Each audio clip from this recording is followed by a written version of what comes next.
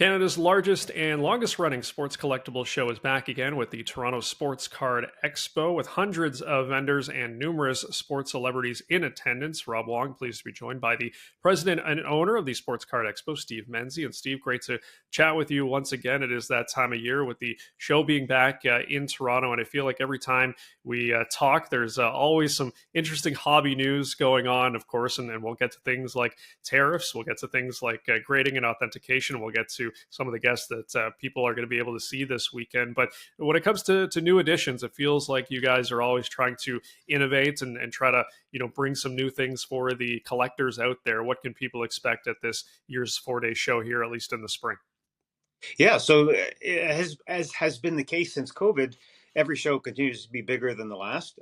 There's still a lot of interest, both from the dealer standpoint in terms of new people wanting to have booth space, as well as more and more fans and collectors showing up, whether it be for the dealers to buy, sell, trade, or even to have their own items or collections either authenticated or even evaluated. A lot of people have come across things, whether collected or inherited, to get a sense for value, whether they want to sell or just insure. So that part continues to grow. The interest continues to grow. So the great thing is, and I don't know whether Expo is necessarily a leading economic indicator, but the good thing is that there is still a ton of interest, and we haven't seen any kind of a negative impact from economic situation vis-a-vis the U.S., etc. But yeah, so on the activity side, the show continues to do well what everyone expects from it. So the dealer spaces are sold out. Lots of great new dealers. All the people that you would expect to be there. The endemic sponsors. eBay, of course, is there. They've been our title sponsor for 6 years now. And they'll be doing a great auction in their booth space. Heritage auctions, a number of other auction companies. All the authentication and grading is there. On-site grading is being provided by Beckett, by KSA, and by M&T. And then there's also submission grading being done by PSA, as well as CGC. And the great thing about some of those things is that what we're finding is there's a lot of angst and interest in submitting on site to alleviate any of the border issues. So there's that. There are a couple little things. The authentication will be happening in a big way for previously signed items or for items signed at the show, and Beckett will be handling that for us. There's also some very neat things. The shooter challenge that we had at the last show was a big hit, and that's coming back. And if you don't recall it, that's the one that was made famous by Sid Crosby. As a kid, used to shoot pucks into his mom's washing machine. Replicated that, and that's a big winner.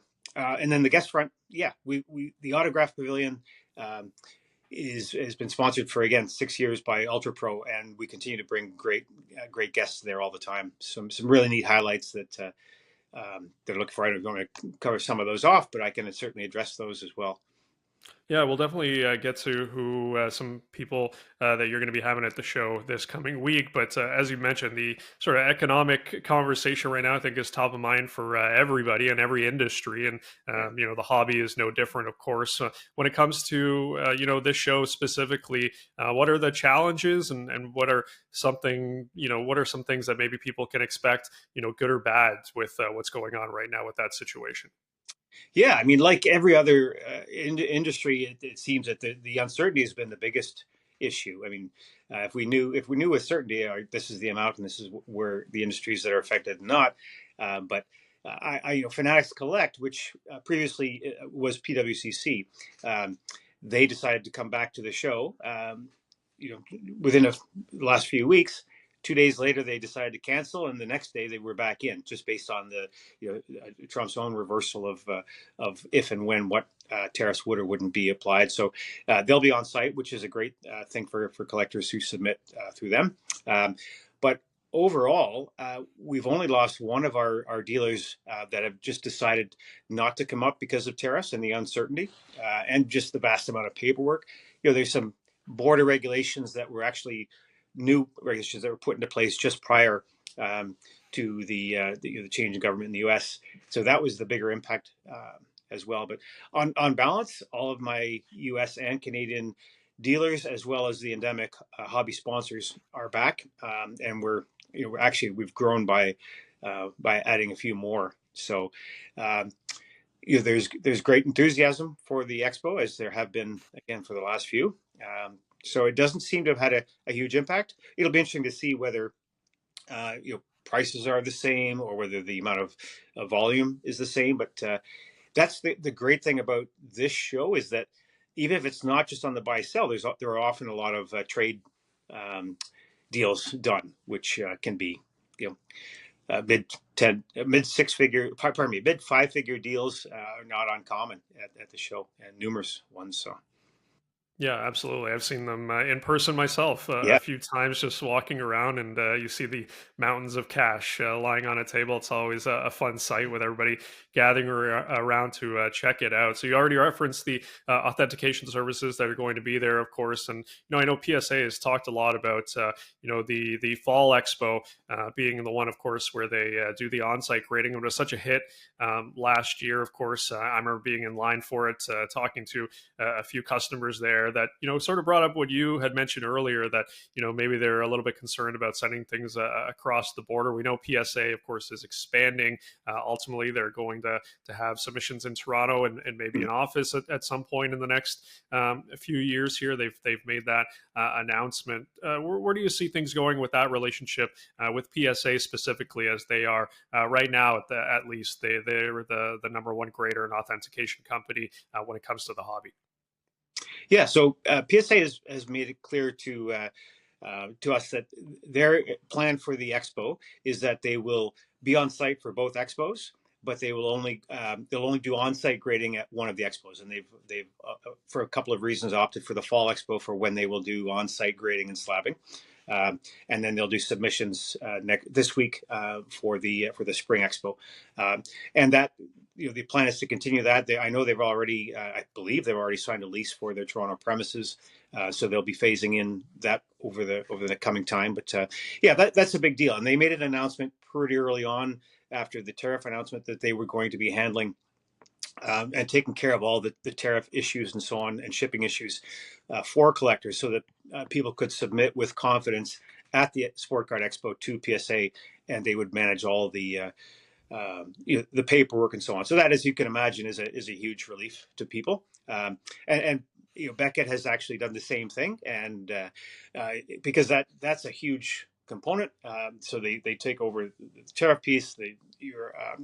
Your items are insured and so on from the time you submit them. As I mentioned earlier, Beckett is also doing on-site grading at both shows, the spring and fall. So you've got that option as well, as the other, both KSA and MNT offer that as well. So yeah, so it's a robust offering. The authentication piece on Memorabilia is also growing as well, with both your JSA and Beckett authentication offering on-site authentication services, which similarly, people that don't want to submit, especially larger items or delicate items, et cetera, can get them done on site. So either while they wait or over the course of the expo. So both huge considerations for collectors. Yeah, the grading and authentication area always one of the more exciting places to be, because you just never know what you're going to see, what kind of items are going to pop up, and it's really cool to check that part of the show out. Lastly, who are some of the sports celebrities that fans can see at the show? I can only imagine the process of getting some of these names, some of the negotiations that have to go on to get these people to appear, and ultimately, it's for the fans. And I know every year you see these massive lines for some of these athletes, but who are you excited to see this weekend, Steve? Well, we've got a great kind of mix. We've got a whole goalie fest going on with I think it's about 10 or 12 goalies, and some of the best goalies to modern time goalies to ever strap on pads. With Jerry Cheevers and Dominic Hasek, but there's another 8 or 9 that are either rare but still very popular goalies. So that's interesting. We've got 5 Leaf captains. At the show, which is huge, going back from Dave Keon days, who still is one of the most popular Leafs ever, up through Sittler and Vive and Gilmore and Clark. They'll all be there. Personally, I'm excited to have Lawrence Taylor here. Not a huge football fan, but I've always been a fan of his personality, I got to meet Joe Theismann a few years ago, and I'm going to give myself away as a not very sports fan here, but I didn't realize that it was LT that was involved in Theismann's leg break, and so that was kind of neat to hear the story from both of them. So yeah, Lawrence Taylor is always an incredible guest, and I've had the chance to meet him a couple times, and great fan experience. Melissa Spooner, hockey sensation, both on the Canadian team and then also within the PWHL, will be here. So happy about that. Hacksaw Jim Duggan for the wrestling fans is always a great one as well. So yeah, we've got a little bit of everything. We've got Eric Lindros, we've got Kelly Gruber, and Jeff Fry, previous Blue Jays, and I'd be remiss if I did mention RJ Barrett as well, current and Toronto boy from the Raptors, as well as Antonio Davis, fan favorite Raptor as well. So we try and really have a good cross section, and while we are always hockey centric, we're getting more and more athletes from basketball, baseball, and football as well. So that's intentional, and it's a big part of what we focus on. It's really great to see. I'm biased, of course, being a collector myself. It's always one of my favorite times of the year for the Spring Expo. Steve, if people are interested, where can they go get tickets for the event? Yeah, sportcardexpo.com is the website. There's also, we have the Sport Card Expo app. It's available on Apple or Android. And the app gives you a complete rundown of all the dealers, an interactive floor plan, the signing schedules, the main stage schedules, which includes Q&As with a lot of the guests that are appearing. Those are always really fun because you get some really candid, exciting bits of information that you are often otherwise hard to come by. So yeah, tickets are available on both. Thursday through Sunday. sportcardexpo.com. I hope to see everybody out there. Sounds great. The Toronto Sports Card Expo goes April 24th to the 27th at the International Center in Mississauga. The president and owner of the Sport Card Expo, Steve Menzie. Thanks for doing this, Steve. Appreciate it. Always a pleasure. Thanks, Rob.